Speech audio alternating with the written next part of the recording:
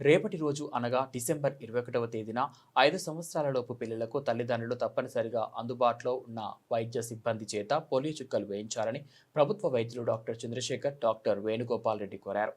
ప్రకాశం జిల్లా కొమరోలు మండల పరిధిలోని రాజుపాలెం ప్రభుత్వ వైద్యశాల మరియు కొమరోలు ప్రభుత్వ వైద్యశాలలో పల్స్ పోలియో కార్యక్రమంపై అవగాహన ర్యాలీలు నిర్వహించారు. కొమరోలు ప్రభుత్వ వైద్యులు డాక్టర్ చంద్రశేఖర్ ఆదేశాల మేరకు సూపర్వైజర్లు సౌజన్య, ఆవులయ్య ఆధ్వర్యంలో ఏఎన్ఎంలు, ఆశా వర్కర్లు, ప్రభుత్వ జూనియర్ కళాశాల విద్యార్థులు భారీ ర్యాలీ నిర్వహించారు.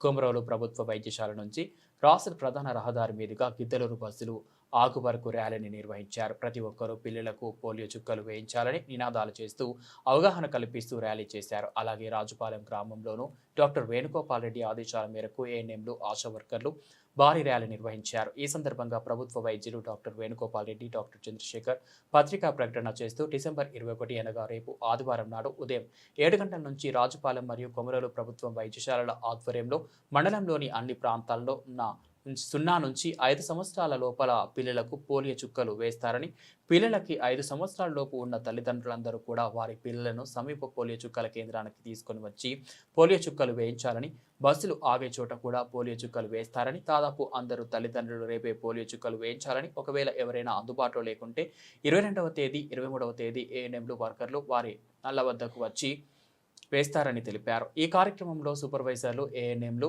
ఆశా వర్కర్లు, విలేజ్ హెల్త్ క్లినిక్ ఉద్యోగులు పాల్గొన్నారు.